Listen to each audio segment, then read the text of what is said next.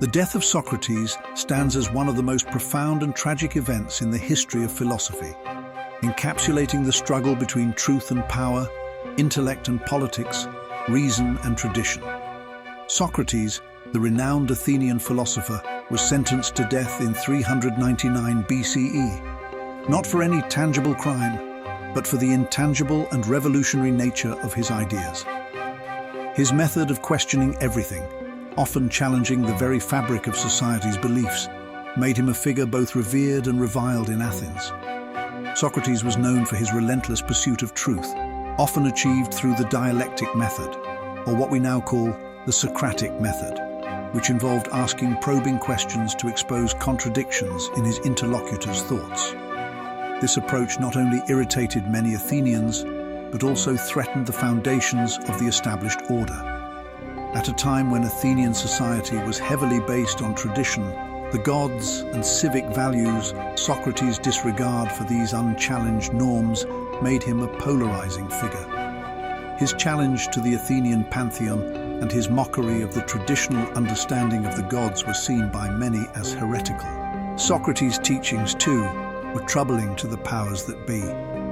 His influence over the youth, particularly his relationship with several prominent Athenian men who later became embroiled in anti-democratic movements, exacerbated the animosity toward him. His most famous student, Alcibiades, had betrayed Athens during the Peloponnesian War, and Critias, another disciple, was one of the leaders of the brutal 30 Tyrants, an oligarchic government that briefly overthrew Athens after its defeat in the war. These associations were damning, despite Socrates' constant denial of involvement in any political schemes.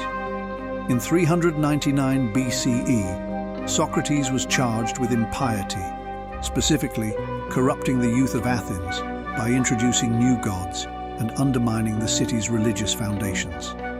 Additionally, he was accused of corrupting the morals of the youth, a charge stemming from his unconventional ideas about virtue, ethics, and social order.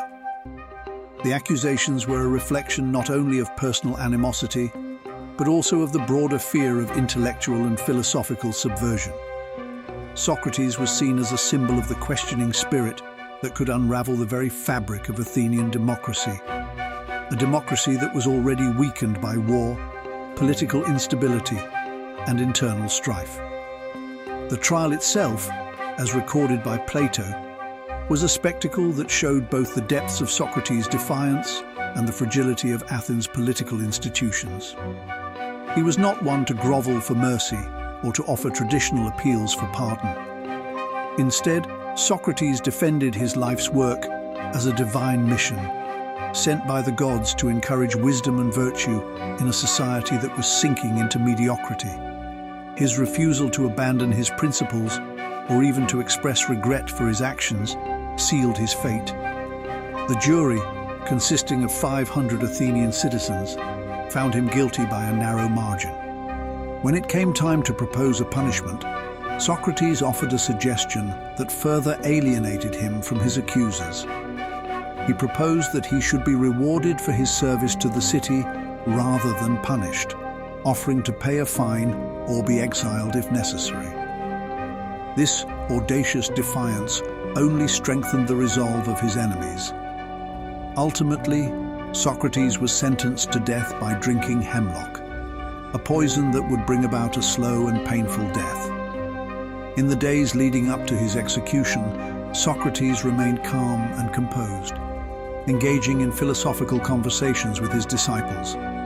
He accepted his fate with a serenity that only deepened his legacy. To Socrates, death was not something to fear. It was simply a transition, an unknown realm where the soul would either continue to exist or dissolve, neither of which was to be feared.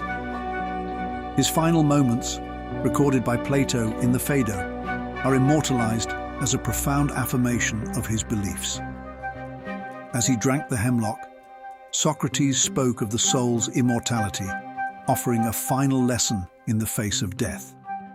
The execution of Socrates is a tragedy of political and philosophical dimensions. It was not just a punishment for a man who had challenged the gods and the political order. but a tragic moment in history when the city of Athens, once a beacon of intellectual and democratic progress, chose to silence its greatest philosopher rather than embrace the potential for new ideas. Socrates' death would inspire countless philosophers in the centuries to come, marking him as a martyr for intellectual freedom and the pursuit of truth.